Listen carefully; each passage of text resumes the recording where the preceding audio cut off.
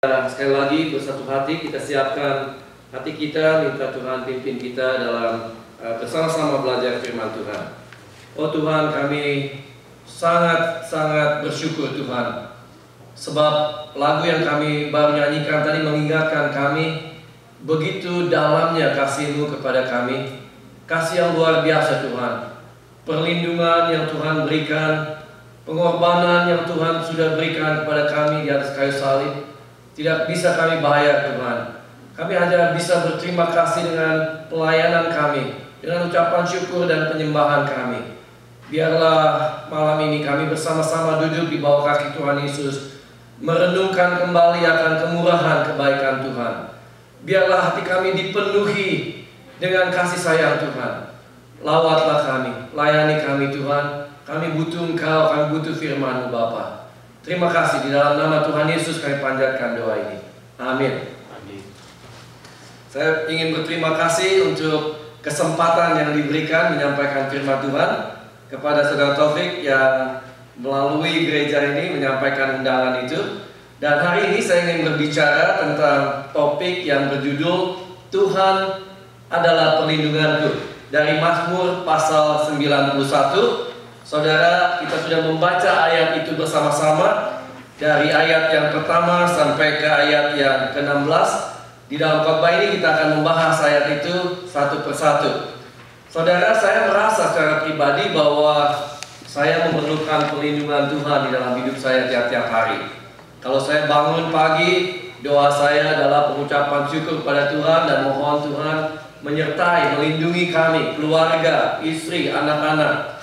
Dan saudara, doa saya untuk gereja supaya Tuhan memberikan perlindungan buat jemaat. Tuhan memberikan kebajikan, kemurahan Tuhan boleh mengikuti jemaat yang saya layani.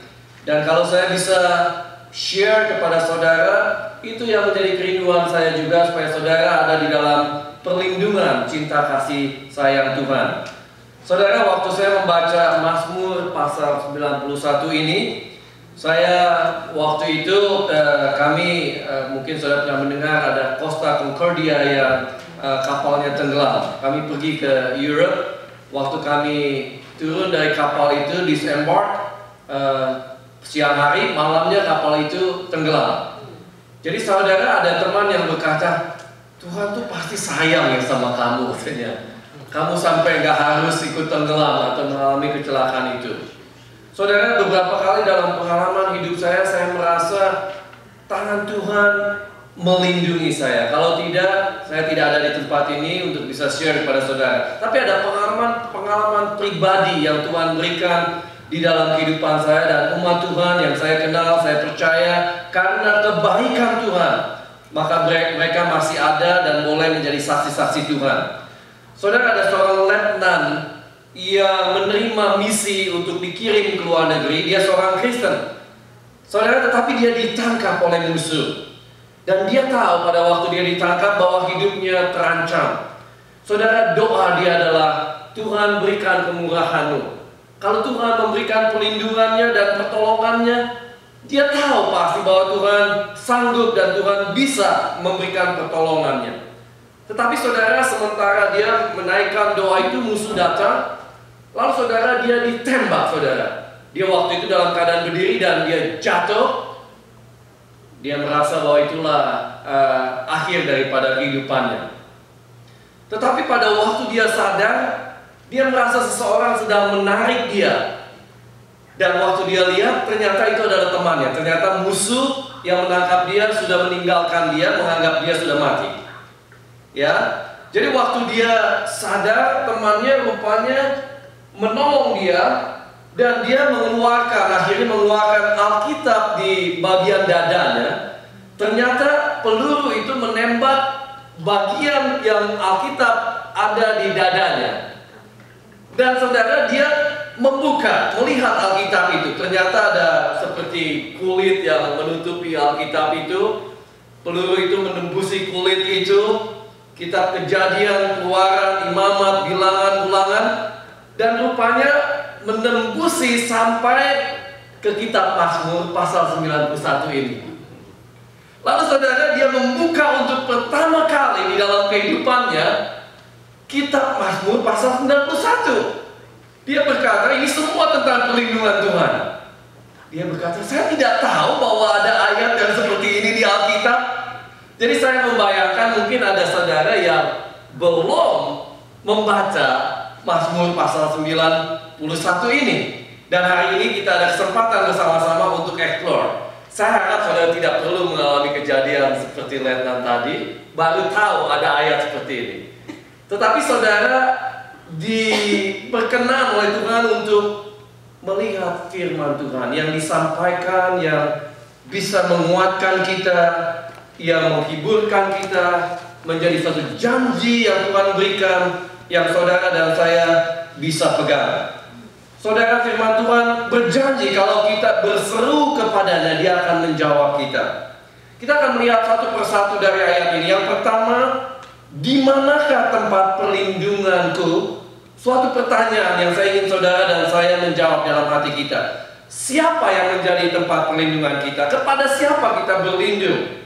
Saudara, di dalam ayat 1 firman Tuhan berkata, orang yang duduk dalam lindungan yang maha tinggi. Saudara, yang duduk di dalam lindungan yang maha tinggi, Tuhan yang maha tinggi itulah yang menjadi pelindung saudara dan saya. Dan yang bermalam dalam naungan yang maha kuasa. Jadi Allah yang maha kuasa itulah saya harap yang menjadi tempat naungan saudara, tempat di mana saudara berlindung, tempat di mana saudara bernaung. Waktu saya kecil di rumah saya ada 2 lantai. Dan saya senang sekali kalau ada sesuatu yang menyedihkan saya sedang dimarahi, atau saya sudah rasanya sudah kesal hati. Tidak ada yang tahu, orang tua saya tidak tahu. Saya mempunyai tempat perlindungan. Yaitu di lantai 2 itu, di atas tangga itu yang lalu ada langit-langit ya. Langit-langit itu saya buka, bisa dibuka. Lalu saya bisa naik, hanya anak yang badung yang bisa begitu. Naik lalu bisa ada di langit-langit itu, dan saya tutup, orang tua saya tidak tahu. Saya menghilang di dalam beberapa jam. Tetapi di tempat itu saya bisa menangis. Di tempat itu saya merasa terhibur, karena di tempat itu saya merasa tidak terganggu lagi. Tidak ada yang bisa menyakiti saya lagi. Tetapi saudara, tempat perlindungan itu bukan tempat naungan yang maha tinggi. Bukan tempat di mana saya ditolong, dilindungi, dinaungi oleh yang maha kuasa. Karena waktu saya kembali ke Indonesia, saya melihat tempat yang dulu tempat saya berlindung itu ternyata sudah roboh, sudah tidak ada lagi di sana. Saudara, waktu saudara sedih, kemana saudara pergi? Apakah saudara mencari seseorang, atau saudara bersembunyi ke suatu tempat tertentu dan saudara merasa aman di tempat itu? Tetapi firman Tuhan memberitahu kita tidak ada tempat yang lebih aman di mana saudara dan saya bisa berlindung, yaitu pada waktu kita menaruh iman percaya kita kepada Tuhan yang maha tinggi, kepada Tuhan yang maha kuasa. Lalu saudara, yang kedua, saudara, apa yang kita percaya kadang-kadang tidak sejalan dengan apa yang kita katakan. Saya ingat, saya pernah parking di BART station. Lalu saudara, for some reason saya lupa membayar. Kan mesti bayar dulu ya, $1 atau $2 a day gitu. Lalu saudara tinggalkan mobil di BART station. Udah pergi sampai siang baru ingat, waktu itu saya sedang pergi dengan pendeta Advent dan pendeta Venture mengunjungi ibu daripada John Wee yang director dari itu ya, majalah Kabari, yang sedang sakit. Lalu waktu kami selesai berkunjung, saya bilang, wah, saya parkir di BART, saya lupa membayar. Saya berkata begini, saya pasti dapat tiket. Saya pasti dapat. Lalu mereka berkata, Pak, bagaimana kalau kita berdoa? Teman-teman pendeta ya, mereka lebih rohani dari saya sedikit. Lalu bagaimana kita berdoa? Minta Tuhan bisa memberikan perlindungannya. Tapi waktu itu for some reason saya sudah bilang, pasti dah dapat tiket saya. Lalu Pak Fen bilang, Ilah, mastiinnya kok negatif ya, bukan mastiinnya bahwa Tuhan menolong, tapi pasti. Lalu saya sadar waktu itu bahwa apa yang saya rindukan, kadang-kadang kita punya kepercayaan tentang Tuhan ya. Tuhan pelindung kita, maha besar, maha penguasa, pengasih pada kita. Tapi seringkali atau kadang-kadang perkataan kita tidak sejalan dengan apa yang kita percaya, betul? Saudara, saya merasa saya percaya Tuhan itu. Dalam doa pagi saya berdoa, Tuhan, biarlah kebajikan kemurahan Tuhan mengikuti saya. Biarlah saya terlindung dari bahaya, dari kecelakaan, dari hal-hal yang tidak baik. Tetapi yang keluar dari mulut saya pada waktu itu tidak sejalan dengan apa yang saya percaya. Saudara, yang kedua, saya ingin saudara memberikan perhatian, apakah yang keluar dari mulut kita? Kalau saudara berkata, saudara percaya bahwa Tuhan adalah perlindungan saudara, biarlah saudara juga mengeluarkan perkataan-perkataan iman yang menyatakan bahwa saudara dilindungi oleh Tuhan, saudara dikasihi, kebajikan kemurahan Tuhan mengikuti kita. Saudara, Joel di dalam pasal 3 ayat 10 dia berkata begini, I am a mighty man. Apakah dia seorang mighty man? No. Dia tahu dia seorang yang lemah, tetapi in God dia berkata, I am a mighty man. Rasul Paulus berkata, I can do all things through Christ who strengthen me. Melalui Kristus yang menguatkan aku. Secara dia pribadi, dia bukan seorang yang mampu, tetapi perkataan imannya menyatakan bahwa I can do it with God. So, bagaimana dengan saudara dan saya? Kadang-kadang kita ada rasa lemah, tetapi biarlah perkataan kita mengeluarkan perkataan-perkataan iman. Karena apa yang terjadi pada waktu kita mengeluarkan perkataan iman, something happen inside us. Kita dibangun, iman kita di-fertilize, ya, kita dimotivate, kita punya confidence dibangun, sehingga kita lebih lagi mempercayai Tuhan. Kecuali kita tidak percaya pada Tuhan. But if we trust God, kepada Tuhan kita percaya, Alkitab berkata, pada waktu kita percaya pada manusia, kita akan kecewa. Tetapi my deliverance come from God. Pembebasan kita, pertolongan kita datang daripada Tuhan. Di dalam Mazmur 60 ayat 11 dikatakan, deliverance by man is in vain. Kalau kita menaruh pengharapan kita pada seseorang, pada company, kita akan ada kekecewaan. So we need to trust God, bukan hanya dengan kepercayaan di dalam iman kita, tetapi juga dengan perkataan-perkataan kita. Kalau kita percaya Tuhan memberkati istri kita, kita mengeluarkan perkataan-perkataan iman tentang istri kita. Kita sebagai orang tua, kadang-kadang we call our children doing bad. Kita menyatakannya cepat sekali tentang yang jelek.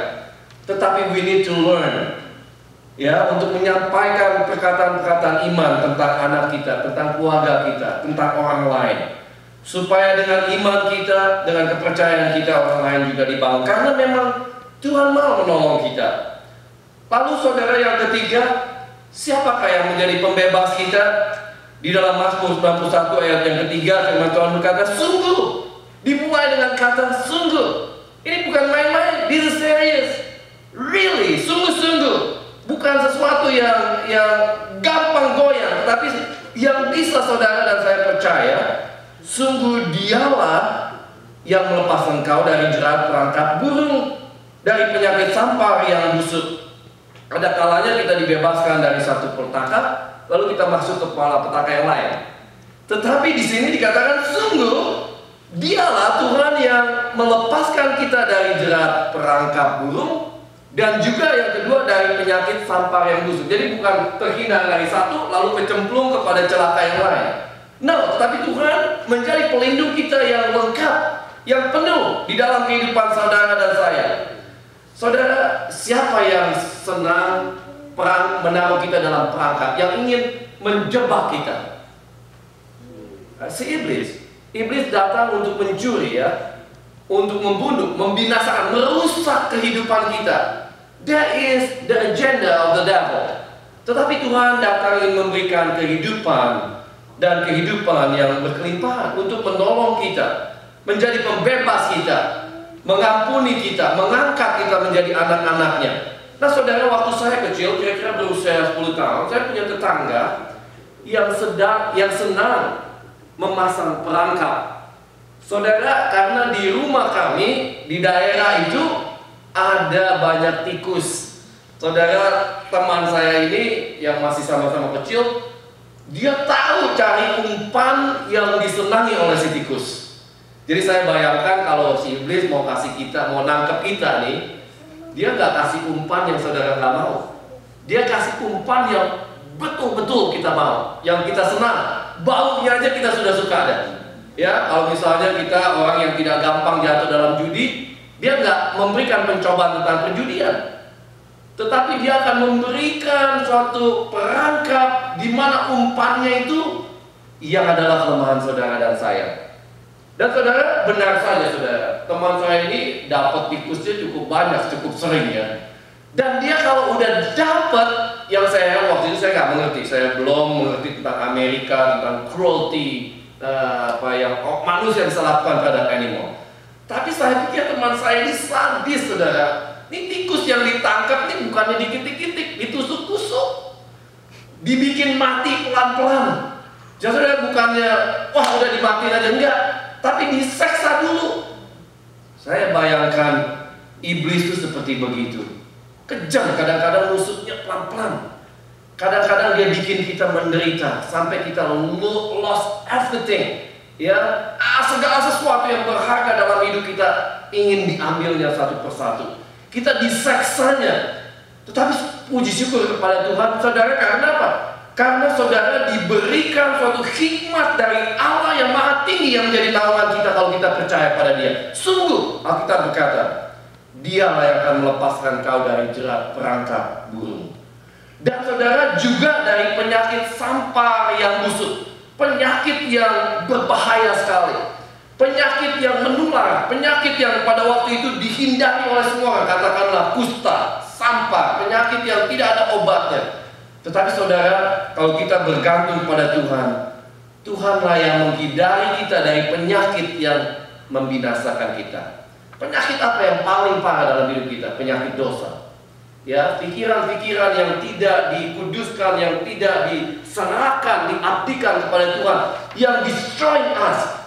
Ya, perasaan hati kita yang tidak diserahkan pada Tuhan, destroying us. Tuhan bisa menghindari kita dari semua itu, melepaskan kita dari jerat perangkap dan dari penyakit sampar yang busuk.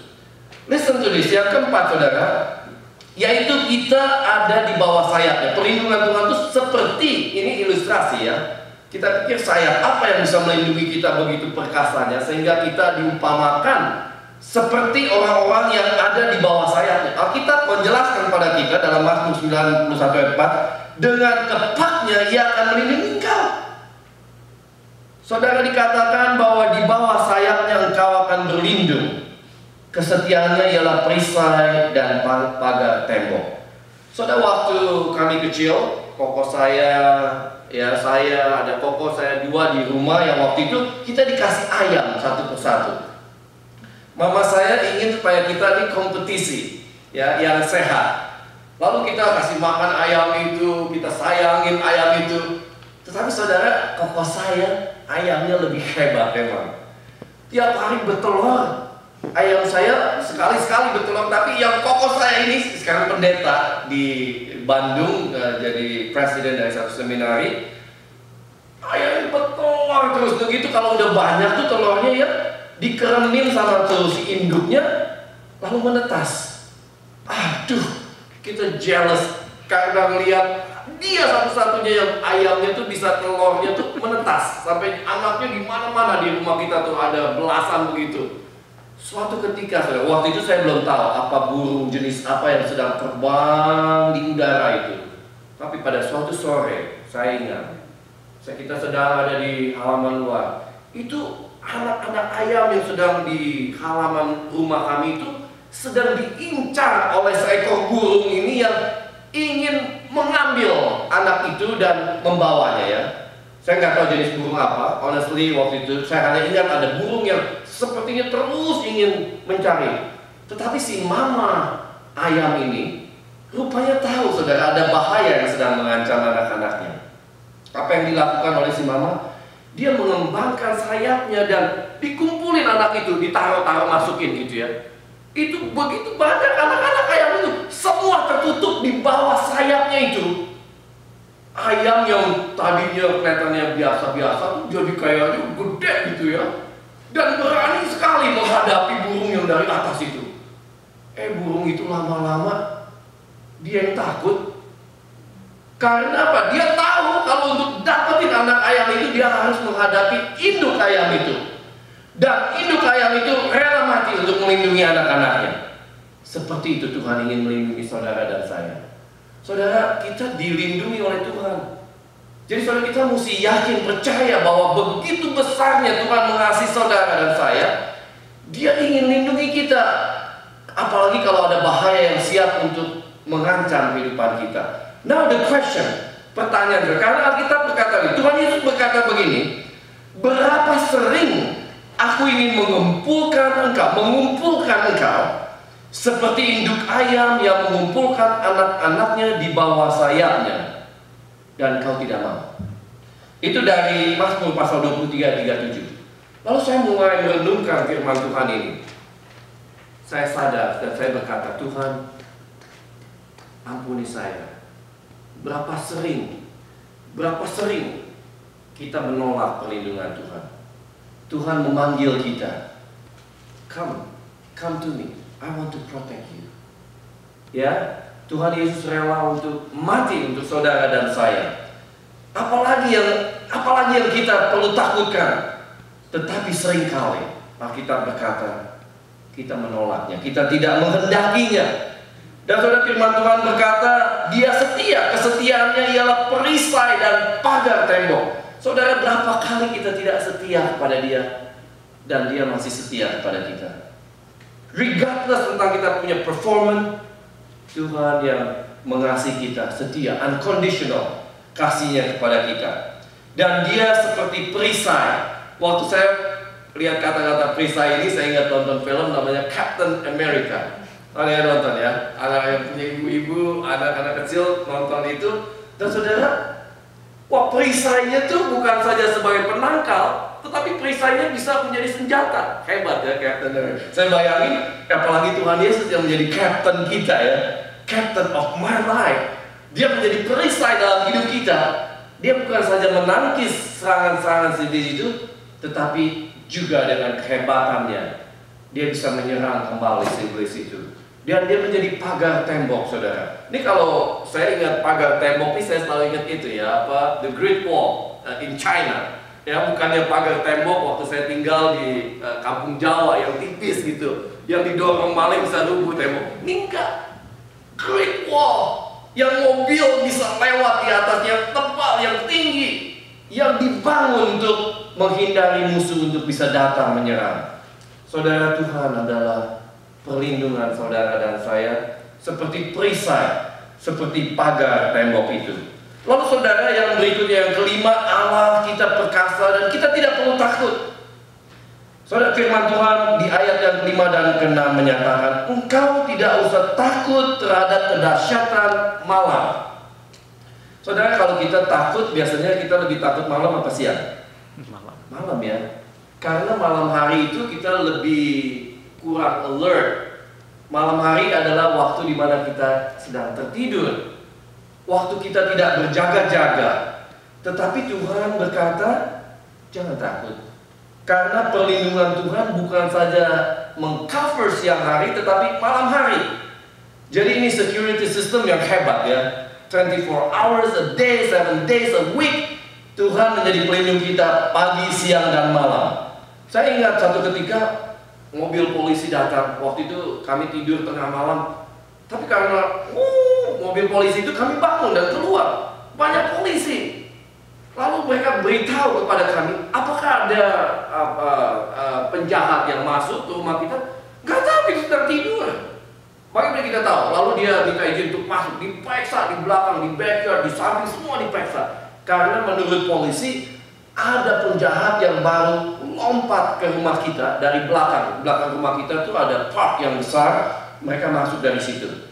Jadi disuspek mungkin penjahatnya masih ada di situ atau masuk ke dalam rumah kita. And your life will be in danger kalau itu terjadi. Tetapi saudara, ternyata tidak ada. Lalu saya ingat saudara, ini this is true. Orang suka bilang ini, pendeta sering traveling ya. Saya senang traveling dengan Julia, visiting many country, places in the world. Dan saudara, tapi kami tidak rasa takut. Ada orang yang kalau meninggalkan rumah itu takut gitu ya. Takut nanti kacau, tikus atau maling atau apa saja. Pokoknya banyak ketakutan yang membuat kita rasanya nggak bisa dan meninggalkan rumah. Tetapi kami tidak, karena kami memegang janji firman Tuhan ini. This is God's house yang kita sudah kembali serahkan ke dalam tangan Tuhan. Dedicate our everything that we own, it belong to God. So kalau Tuhan yang menjadi penjaganya, lebih hebat daripada security system merek apapun juga. Jadi kami percaya Tuhan itu menjadi pelindungnya. Apa yang kami lakukan? Tugas saya dan Julia adalah berdoa pada waktu kami yang akan pergi, bahwa we apply the blood of Jesus. Bukan real ya. Jadi saudara jangan sangka, wah pendeta Yohanes dia potong ayam lalu darah ayam ditaruh di palang pintu. No, we don't do that. Tetapi the principle is there. Ingat saudara, orang-orang Israel yang waktu mereka meninggalkan Mesir, malaikat maut mencabut nyawa anak-anak sulung dari orang Mesir. Tetapi orang-orang yang percaya itu dilewatkan karena mereka beriman, percaya kepada Tuhan yang menjadi pelindung. Who is the blood yang sudah sacrifice untuk saudara saya? The blood of Jesus Christ di atas kayu salib, yang we apply in our life. Yang segala sesuatu yang kita miliki, kita tahu bukan milik kita. That only dititipkan kepada kita, yang kita tidak perlu takutkan. Pada waktu kita serahkan itu dan Tuhan menjadi pelindung kita, kita bisa pergi dengan tenang. Kita bisa percaya bahwa Tuhan akan melindungi kita pada pagi, siang, dan malam. Terhadap panah yang terbang di waktu siang. Ya, iblis kalau nyerang kita terang-terangan, kadang-kadang bukan saja malam, terang-terangan. Pada waktu siang bolong kita diserang, tetapi itu pun kita tidak perlu takut. Terhadap penyakit sampar yang berjalan di dalam gelap. So, 2 kali saudara, kata-kata sampar, penyakit sampar ini diulangi. Pertama di ayat yang ketiga. Saudara, saya pikir God want to draw our attention. Kalau dia sampai repeat di dalam pasal ini 2 kali, berarti saudara diingatkan untuk kedua kalinya bahwa Tuhan akan melindungi dari kita sesuatu yang mematikan kita, yang membahayakan kita pada waktu kita percaya kepada Dia. Terhadap penyakit menular yang mengamuk di waktu petang. Saudara, sesuatu yang contagious, sesuatu yang membahayakan kehidupan kita. Now the next one, walaupun 1000 orang jatuh, di ayat yang ke-7 dan 9 dikatakan, walau 1000 orang rebah di sisimu dan 10.000 orang di sebelah kananmu, tetapi itu tidak akan menimpamu. Engkau hanya menontonnya dengan matamu sendiri dan melihat pembalasan terhadap orang-orang fasik. Sebab Tuhan ialah tempat perlindunganmu, yang maha tinggi telah kau buat tempat perteduhanmu. Apakah ayat ini membuat saudara feel superior? Saya harap tidak. Tetapi membuat kita humble before God. Karena dikatakan siapa orang-orang yang jatuh itu, yang 1000, 10.000 orang itu, yaitu orang-orang fasik. Orang-orang yang sudah diberi kesempatan untuk percaya kepada Tuhan tetapi menolak. Mereka yang mati binasa karena dosa-dosanya. Saudara, berapa banyak saudara menyaksikan orang-orang yang menolak Tuhan? Mungkin mati karena penyakit mungkin karena drug, karena war, karena poverty, karena akibat dosa. Alkitab berkata adalah maut, membawa kita kepada maut. Tetapi saudara dihindari, saudara dilindungi karena saudara under grace, under anugerah daripada. Tetapi memberikan kita kepada suatu sense of urgency, tanggung jawab yang besar. Apakah ada orang-orang di sekitar kita yang binasa karena kita tidak pernah memberitahu mereka tentang Kristus? Saya harap saudara ada sense of urgency untuk, okay, I remember God. I still have uncle, I still have nephew, I still have cousin yang belum mengenal Tuhan.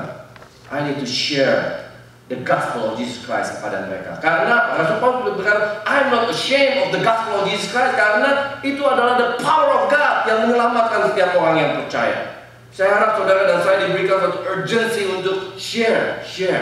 Jangan kita simpan. Kalau misalnya saudara punya antidote terhadap suatu obat yang mematikan, katakanlah obat cancer atau apa, lalu saudara terima, saudara tahu, saudara the only person in the world yang sembuh, yang mengalami kehebatan daripada antidote obat cancer itu, sementara ribuan sekeliling saudara mereka mati, biar aja, bukan urusan gua misalnya. Are we selfish? Kita selfish. Tetapi saudara dan saya, kita sudah tahu obat apa yang bisa membebaskan orang-orang binasa daripada penyakit dosa, yaitu the grace of Jesus Christ. We need to share to them. Lalu berikutnya saudara, di dalam ayat yang ke-10 dikatakan, saudara, mari kita baca ayat 10 sama-sama ya, dengan suara lantang kita katakan 1, 2, 3. Malapetaka tidak akan menimpa kamu, dan tulah tidak akan mendekat kepada kemahmu. Wah, I like this one. Saya suka ayat ini karena ayat ini berjanji bukan saja perlindungan Tuhan terjadi untuk saya secara pribadi, tetapi terjadi untuk keluarga saya. Waktu itu belum ada rumah ya, kemah disebutnya. Tetapi saudara kalau ingat kalau orang seperti Joshua bisa berkata, "But me and my house, we will serve the Lord." Kami akan menyembah Tuhan. Apa yang Dia lakukan membawa pengaruh kepada orang-orang dalam rumah tangga. Saudara ingat Rahab yang menyembunyikan pengintai-pengintai di Jericho itu? Lalu Tuhan menyelamatkan semua dari keluarganya. Karena saudara, kalau saudara percaya kepada Tuhan, you have power, you have influence terhadap anggota keluarga yang lain. Sehingga perlindungan itu bukan hanya terjadi kepada saudara, tetapi juga kepada orang yang ada di dekat saudara. Saudara merasa ada influence yang besar ya. Kalau saudara bergaul dengan godly man, saudara ketepaan juga ya. Saudara kenal dengan Tuhan Yesus, ya pengaruh kehidupan yang saudara miliki di dalam Tuhan, Roh Kudus yang tinggal di dalam hidup saudara, mulai mempunyai pengaruh yang mempengaruhi orang-orang di sekitar saudara. Lalu yang berikutnya ayat 11 dan 12. Mari kita baca ayat ini ya. 1, 2, 3. Sebab malaikat-malaikatnya akan diperintahkannya kepadamu untuk menjaga engkau di segala jalanmu. Mereka akan menatang engkau di atas tangannya, supaya kakimu jangan terantuk kepada batu. Saya pikir cuman Tuhan Yesus aja nih yang dijanjiin waktu kalau engkau jatuh, menjatuhkan diri dari atas itu kemah, malaikat Tuhan akan diberikan untuk supaya engkau tidak jatuh. Tetapi ayat ini diberikan juga untuk semua orang yang percaya, saudara.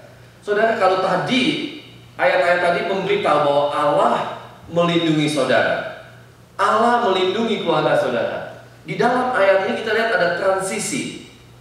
Firman Tuhan berkata, bukan saja aku Allahmu yang maha kuasa, yang maha besar menjadi pelindungmu, tetapi aku akan mengirim my agent, yaitu malaikat-malaikatku untuk melindungi engkau. Saya tidak tahu apakah saudara percaya bahwa malaikat Tuhan itu real, ada, dan diberikan Tuhan untuk melindungi saudara dan saya. Mungkin saudara pernah baca buku, nonton film, tetapi saya harap saudara pernah mengalaminya atau tahu orang-orang yang percaya di dalam Tuhan, saudara diberikan perlindungan melalui malaikat-malaikatnya. Saya ingat satu kali saya ada accident saya dengan pendeta Markus, kami mengunjungi seorang jemaat, lalu saudara mobil kami itu ditabrak dari kanan itu ban belakangnya. Itu muter sampai akhirnya kalau freeway lagi mobil kesini, itu muternya sampai begini. Waktu menghadap begini tuh, saya melihat mobil tuh wut begitu di depan itu. Kalau salah satu nyelonong aja, wah habis deh.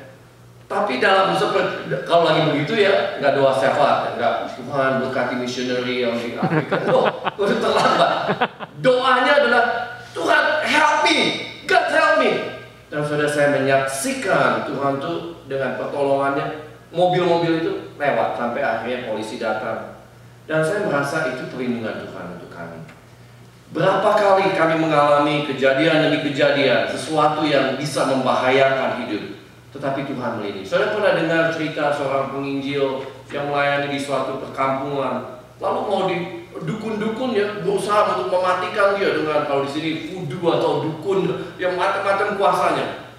Lalu nggak mempan-mempan dia akhirnya mau datengin dengan orang-orangnya itu ya, pengikut-pengikutnya untuk mendatangi, membakar, membinasakan si penginjil missionary yang ada di daerah itu. Tapi waktu dia datang ke perkemahan itu, mereka lari kembali karena di situ dia lihat tuh Doilo yang jaga tuh pakai kudanya perkasa-perkasa orangnya. Lalu besokannya si dukun-dukun itu datang minta ampun katanya. Rupanya luar biasa yang menjaga kamu. Siapa itu yang kamu hire untuk jaga? Si penginjil, kita nggak ada siapa-siapa, nggak hire siapa, nggak ada duitnya untuk hire begitu banyak. Tapi yang mereka lihat adalah ada pelindung yang melindungi waktu mereka ingin diserang, ingin dibinasakan. Saya harap saudara iman kita ditumbuhkan. Mungkin saudara tidak perlu mengalami sesuatu yang ekstrim seperti itu, karena saudara tidak ada di dalam suatu perkampungan yang membahayakan seperti itu. Tapi every day in our life, we need that protection. Husband, our wife, our children need protection. We need to pray for them every day. Supaya the blood of Jesus Christ yang kita apply, yang kita terima itu memberikan perlindungannya kepada kita. Saudara, waktu bulan Januari yang lalu kami ke Spain. Salah satu tempat yang kami kunjungin adalah istana di Madrid. Saudara, waktu saya lihat itu ada penjaga yang jaga di situ. Saya perhatiin penjaga ini ya. Tapi rupanya penjaganya alert, saudara. Jadi waspada ya. Jadi penjaganya bukannya begitu, bukan. Nggak ketiduran, dia alert. Saya bayangkan kalau misalnya ada aja satu orang yang buka tas, lalu kira-kira di tas itu dicurigai adalah bom. Wah, si penjaga itu akan dengan gesit sekali akan menangkap orang itu. Karena dia mempunyai suatu tanggung jawab, tugas untuk melindungi yang ada di dalam itu. Ya, yaitu rajanya atau pembesar yang ada di dalam istana itu.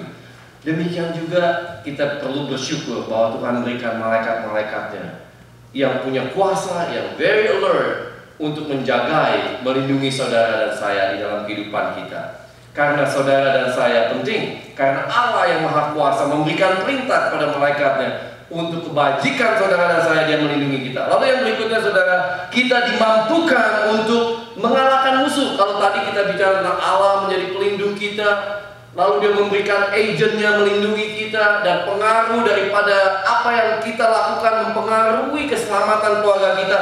Di dalam bagian ini dikatakan oleh firman Tuhan, dia memberikan otoritas kepada saudara. Jadi saudara, ada kuasa Allah, ada malaikatnya, dan ada otoritas yang diberikan kepada saudara dan saya untuk bertindak on behalf of God's name. Saudara, saya ingat waktu kami tinggal di Daly City, anak saya masih elementary school waktu itu. Antar jemput anak. Lalu saya ingat betul, suatu ketika tuh lagi mau jemput anak tuh ada anak sekolah, ini kayak kira-kira kelas 3 SD begitu. Pakai uniform sekolah.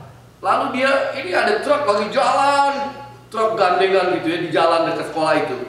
Lalu dia ke tengah aja, berani bener dia begini aja, stop. Itu truk bisa stop, saudara, karena apa saudara? Kira-kira karena apa? Karena ada otoritas di balik sign itu yang dia pegang untuk stop. Drivernya tato, badannya gede ya, botakan, serem sekali. Ini anak gak serem sama si drivernya. Dia giniin aja, stop tuh truk yang betonton itu. Nggak nabrak, nggak mencelakakan dia. Saya bayangkan saudara, kalau kita orang Kristen, kita tahu the power of God yang ada dalam hidup kita, otoritas yang Tuhan berikan kepada kita, saudara akan mempunyai confidence, tremendous confidence. Bukannya anak RT lagi, kita anak raja di atas kanan. Saudara, anak RT sama anak raja jalannya beda nggak? Kalau anak RT masih malu-malu mungkin ya, anak RT bapak gua. Kalau saudara anak raja, saudara punya confidence. Siapa dong bapak gua gitu ya. Ada confidence yang luar biasa, otoritas ada di dalam diri kita. Alkitab bilang, singa dan ular kedung akan kau langkahi. Kau akan menginjak anak singa dan ular naga. We don't have a lot of time to discuss. Tetapi ini binatang-binatang yang membahayakan. Ya, singa kekuatannya yang mengaum, yang very dangerous. Ular kedung yang beracun, ya, anak ular naga. Saya kira juga I never seen ular naga seperti bagaimana. Tapi semua ini adalah gambaran-gambaran tentang kedahsyatan daripada otoritas si iblis yang bisa membahayakan kehidupan kita. Tetapi dengan kuasa Tuhan, saudara akan melangkahi, saudara akan bisa berkata, devil, in the name of Jesus Christ, you're out from my house. You're out from my life. You don't have any part di dalam kehidupanku. Karena saudara, kita punya Tuhan yang maha tinggi, yang tinggal di dalam kita. Jangan izinkan iblis untuk masuk nilai-nilainya, ya, value-value-nya di dalam kehidupan kita. Kita harus reject, kita harus mengusir dengan kuasa otoritas itu. Lalu saudara, ayat yang ke-14 dan 15. Mari kita baca ayat ini. Kita hampir selesai. Saya harap saudara bersabar. Saudara akan lebih diberkati dengan ayat-ayat ini. Listen to this verses. Kita baca ayat 14-15 ya. 1, 2, 3. Sungguh hatinya melekat kepadaku, maka aku akan meluputkannya. Aku akan membentenginya. Sebab ia mengenal namaku. Bila ia berseru kepadaku, aku akan menjawab. Aku akan menyertai dia dalam kesesakan. Aku akan meluputkannya dan memuliakannya. Amin, saudara. Amin. Amin. Saudara, di sini saudara menjumpai ada dua condition. Condition apa yang menjamin saudara diluputkan dan ditolong oleh Tuhan? Tolong tanya. Kondisi apa yang saudara dan saya harus penuhi untuk supaya saudara mengalami janji-janji Tuhan ini? Dikatakan di sini, sungguh hatinya melekat padaku. Orang yang hatinya nempel sama Tuhan, ya, bukannya yang rasanya distant. Orang yang committed to God, yang di dalam hatinya the passion, hatinya merindukan Tuhan. Orang yang senang bergaul dengan Tuhan. Dikatakan yang mengenal namaku. Iblis juga tahu Tuhan, tetapi kenal is different, ya. Bukan hanya tahu, tetapi kenal, yang bergaul. Apakah saudara bergaul dengan Tuhan sehingga saudara begitu dekatnya, saudara tahu apa yang menjadi isi hati Tuhan? Saya jadi dekat sama Julia setelah menikah 27 tahun. Dia kedip-kedip aja saya tahu ya. Dia lagi main mata, atau dia lagi absen, atau dia lagi. Karena dekat, sudah bergaul intim. Demikian juga dengan saudara dan saya. Kalau saudara dekat dengan Tuhan, saudara kenal isi hati Tuhan. Apa yang menyenangkan Tuhan, apa yang menjadikannya. Alkitab bilang don't grieve the spirit, ya. Kadang-kadang kita membuat sedih hati Tuhan.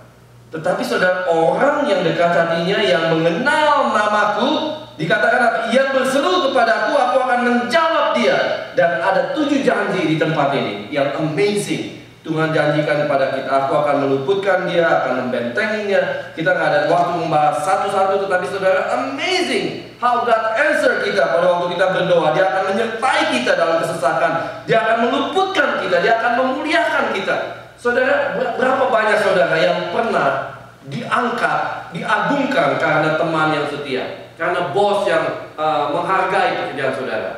Tetapi juga kita jumpai ada teman-teman yang menjatuhkan kita. Tetapi ayat ini berkata Tuhan yang akan memuliakan saudara. Saudara akan diangkat, dimuliakan. Yang memuliakan itu Tuhan. Betapa senang kita ya kalau Tuhan yang mengangkat kita. Lalu ayat yang terakhir saudara, listen to this. Dengan panjang umur akan kukenyangkan dia, dan akan kuperlihatkan kepadanya keselamatan daripadaku. Saudara, ada orang yang pendek umur, atau ada orang yang panjang umur tetapi tidak bahagia hidupnya, betul nggak? Panjang umurnya cuma sakit-sakitan, terus menderita terus dalam kehidupannya, ya, mengalami sesuatu yang barangkali juga kita, bukan saya bilang orang Kristen nggak bisa sakit, bisa.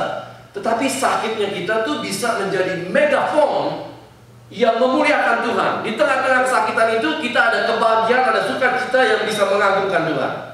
Tetapi ayat ini janji, dengan panjang umur akan kukenyangkan kau. Jadi saudara-saudara akan mengalami masa tua, lalu lagi kumpul sama anak cucu, saudara bisa cerita sama anak cucu. Saya belum punya cucu, by the way. Lalu someday saya bayangkan kalau saya sudah punya cucu-cucu, ya, saya bisa cerita sama mereka. Engkong udah tua, tetapi engkong puas hidupnya karena Tuhan ada di hati engkong. Saudara, saya bisa cerita, memberi kesaksian kepada anak-anak cucuku bahwa hidupku kenyang, puas di dalam Tuhan. Saya harap saudara bisa melihat projection itu, bahwa di dalam Tuhan saudara akan dikenyangkan, saudara akan diperlihatkan keselamatan. Saudara mungkin belum mengalami, tapi saudara sudah tahu waktu at the end of our life, you know, kita bertemu dengan Tuhan. Tuhan berkata, you're good and faithful servant. Mari masuk ke dalam kebahagiaan rumahku. Kau akan diberikan mahkota. Tuhan akan ingat segala sesuatu yang saudara perbuat. Tidak ada sesuatu yang baik yang saudara lakukan yang tidak diingat oleh Tuhan. Saudara diperlihatkan the pension, all the greatness, apa yang Tuhan ada, akan diberikan kepada saudara dan saya. Bukankah kita senang kalau kita ikut Tuhan? Saudara, janji-janji ini adalah janji yang diberikan oleh Tuhan, yang saudara dan saya bisa berkata, amin. Saya percaya Tuhan, apa yang Tuhan katakan akan terjadi. Tidak ada satu pun yang tidak akan terjadi pada waktu kita menaruh iman kita percaya pada Tuhan. Saudara, let me close dengan satu ilustrasi Saya dengar kesaksian daripada seorang teman, seorang pendeta. Dia pergi ke satu gunung, Gunung Himalaya. Lalu saudara, di situ tour leadernya tuh ingin bawa dia ke satu site, kata dia. Lalu di site itu rupanya si tour leader bilang, you have to see this, you have to see this. Why? Karena saya datang ke sini mau naik ke atas gunung, mau melihat gunungnya, bukan go to the other side untuk di-explain tentang segala macam tour. Dia bilang, you have to see this, kata dia. Apa itu? Lalu dia kasih tahu. Dari sejak sejarah orang yang naik ke gunung ini, berapa banyak orang yang meninggal karena berusaha untuk naik ke atas gunung yang dangerous, ya, yang bahaya, dan pada waktu badai, pada waktu ada banyak tantangan untuk naik. It's true, saudara. Waktu kita mengikut Tuhan, it's not easy. Makanya ada orang yang try to make it easy, but it's not easy. Tuhan Yesus berkata, kalau engkau ingin mengikut aku, kau harus menyangkal diri, memikul salib, baru bisa mengikut aku. There's a price that we have to pay, but it's worth it. Pada waktu kita membayar harga itu, saudara, kita akan have everything. It's worth it karena apa yang kita tinggalkan, apa yang kita berikan, kita serahkan, kita percayakan pada Tuhan, kita mendapatkannya jauh berlipat ganda. Tetapi ada orang yang sementara ikut Tuhan, lalu mulainya baik, kayak mau naik ke atas gunung ya, semangat, antusias. Waktu mulai ada challenge di tengah jalan, saudara kembali. Atau ada yang mati di jalan, ya, banyak orang yang gagal, tidak mencapai apa yang mestinya direncanakan untuk mencapai puncak gunung itu. Tetapi yang amazing di dalam cerita dari pendeta ini, rupanya tidak kalah banyaknya orang yang mati bukan waktu naik gunung, tapi waktu turun gunung.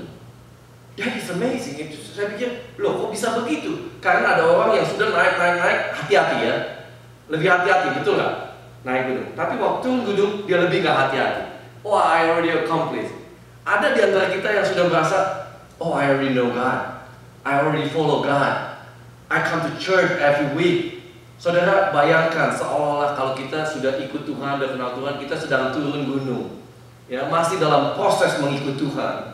Tapi ada apa yang sedang turun gunung. Tapi pada waktu kita turun itu, kita nggak careful. Di tempat itulah kita falling apart. Kita meninggalkan iman percaya kita. Kita mulai meragukan tentang bagaimana Tuhan sudah menolong kita. Mungkin saudara dengar firman Tuhan ini deep down, saudara, apa iya itu bisa terjadi dalam diri saya? No. Saudara harus percaya Tuhan. Tuhan bawa kita so far.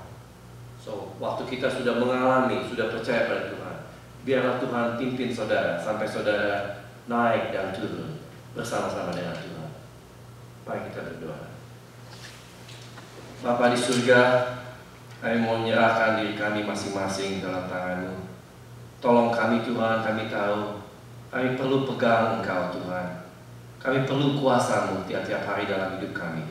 Kami tidak berdaya dengan kekuatan kami, tapi dengan Engkau kami dapat Tuhan, kami sanggup. Terima kasih untuk firman-Mu, terima kasih untuk janji-janji-Mu. Terima kasih for Jesus Christ who died on the cross. Terima kasih Bapa untuk Roh Kudus yang ada dalam hati kami.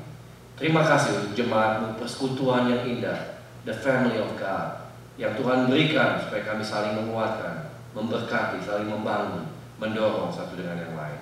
Di dalam nama Tuhan Yesus kami berdoa. Amin.